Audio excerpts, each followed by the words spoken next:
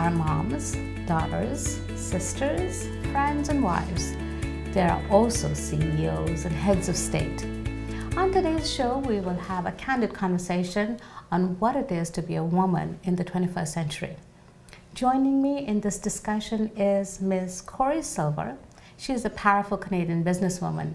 Please join me in welcoming her to the show. Thank you for being here, Korrie. Thank you, Molly. My pleasure. All right. So, what is it to be a woman in the 21st century? It is a powerful adventure. It was an exciting adventure. I think we're in a time unlike any other time where we can do anything, we can be anything, and we have choices we've never had before. All right, because there are many women who are still struggling with their identity. They're still trying to find their place because there is a wide range of points of view on what it is to be a woman. There are some women who want to stay at home and take care of children. And then there are those who want to be leaders, world leaders. That's right. So how do we find our own place in this wide range? That's right, and that's a great question, and I don't know that there's any perfect answer to that, but I think a huge part of it is just really beginning to understand who we are individually as women, understanding our own personal giftings, the purpose for which we have uniquely been created, and answering some of those internal questions. Because like you said, the options are not just being a stay-at-home mom or a world leader. There's a huge spectrum in between, and we can kind of do all of those things and be all of those things as well, right? And so it really goes back to understanding individually, who am I? What am I called to do? What is unique about me? And what am I called to contribute to the world around me? Whether that's in my household, in my community, in my church, my ministry, at work, in my business, whatever the case may be. And so, and I think we get a deeper level of understanding to our identity through dialogue. Okay. Right? And so I love the fact that we're having this conversation today. Yes. Because it's in the company of our fellow sisters that we really start to identify who we are and what we can contribute. Yes. And what are some of the questions women can ask themselves? Because a lot of this dilemma or frustration, I think, arises from the fact that most people don't know what their calling is, what their giftings are. Right. So how do they find out what their calling is? Right. Well, I think really some great questions is just to look at simply, what am I good at? Right? What comes easy to me? What do I have a natural bent towards? So, for instance, my younger sister, Candace, is a stay-at-home mom who is one of the most creative, gifted young women that I know. And so she manages her household. She has 3 children and 3 stepchildren, right? So it's a busy household, but her level of creativity to do events, to do family gatherings, to do parties for the children is extraordinary.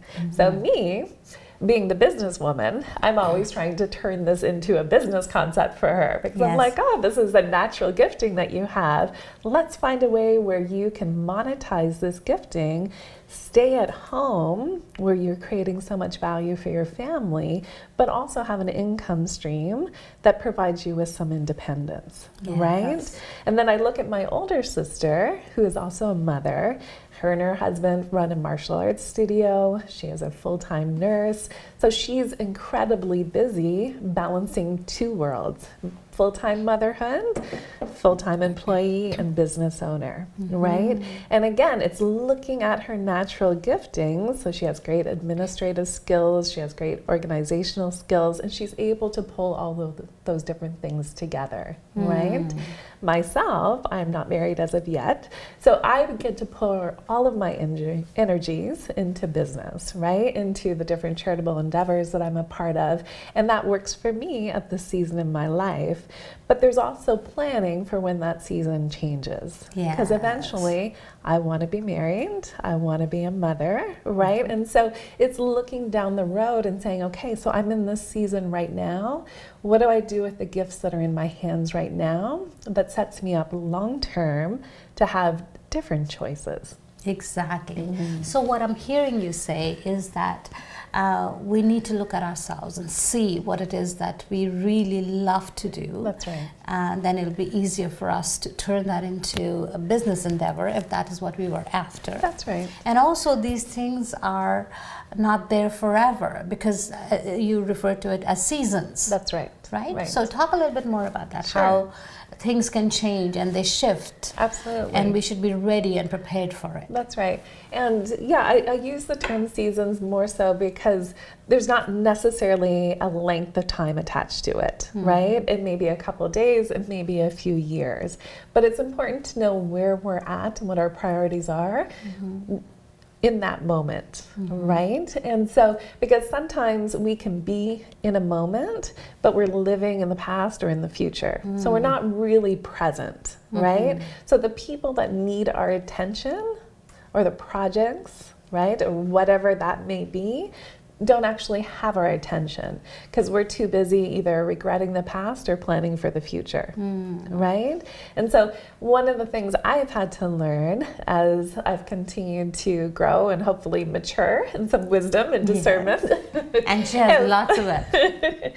is to be in the moment, right? And to really be present. And can be an hour by hour, moment by moment thing, right? Because just like in our conversation right now, if I'm distracted and focused on something else, I'm not here. I'm not really engaging. And it's the same way when we think about our responsibilities as a woman. If our responsibility in this moment is to our children, then we need to be fully engaged with our children. Yes. Right?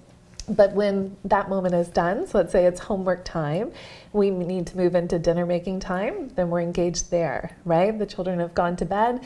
Maybe that's our time where we're doing an online class, right? Or we're listening to some personal development CDs or some spiritual development CDs, or we're doing some reading. Blocking out our time and then prioritizing what we do is so powerful. And it's interesting because I think men do this better than women, right? Women were great at multitasking, Yes. right? But multitasking isn't really a great skill to be great at, right? Because we can end up shifting our attention in too many different directions. And I think when we look at our male counterparts, they're very good at intentionally focusing on a project until it's done. Yes. Right? And so Laser focus. Laser focus. And even if as women we took that and we just applied it to our daily calendar, right? And began to segment out the things that we want to accomplish, we would probably feel more fulfilled, right? But it's when we allow circumstances just to blow in every direction that we don't feel like we're actually achieving what it is that we want to achieve. That's right. And I think another important thing for women is to understand that they cannot be pleasing everyone. That's right. I think that's one of the problems that women have is that public opinion matters. You know, what my mom thinks about me or what my coworker thinks about me or my friends think about me, right? True. So, but that can sometimes be frustrating. That's true. And detrimental, I guess, in many ways. Talk a little bit about how to address something like that. Of course, public opinion matters because that's how we determine if we are going in the right direction or not. True. But we can't let it paralyze us. Absolutely. Right? Yeah, no, I agree with that. A saying I usually apply to my own life is that I'm living for an audience of one. Right? I like that. And I don't mean it in a selfish way, but for myself as a believer, I want to make sure that God is proud of what I'm doing, right? But second to that is I need to be proud of what I'm doing, right? Because I need to love myself. I need to respect myself because when I am whole, then everything around me gets to become whole, right? If I am empty or I'm fractured because I haven't taken the time to maybe unpack past pain, then I'm not going to be living for my full potential. And I'm not really going to be serving my community in the way that I need to serve them, right? And so as much as our reputations matter, it really is an inside job, right? And I think if we spent more time focused on our inner man than our outer man would take care of itself. Very good advice. Right. So what would you say to a woman who's watching this program, who's struggling with her identity, who cannot decide what's important to her? She's unfulfilled, she's frustrated, she's trying to find her place in the world. Right. What would you like to say to her?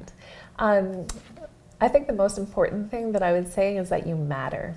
You were not created by accident. You were created intentionally with purpose. And the exciting part is the adventure of uncovering your purpose belongs to you. It doesn't belong to someone else. And so you get to own that process of discovering who you are as a woman, whether that's a mother, a corporate leader, whatever the case may be, or the combination of all of those things. But you need to start a journey of falling in love with yourself and getting to know yourself and releasing that wonderful value to the world around you. Yes, and there's so much that each one of us has been gifted with. Absolutely. And it's just a matter of us discovering what it is that we love to do. That's right. And as Korrie said, you are valuable. You were created intentionally. You're not an accident.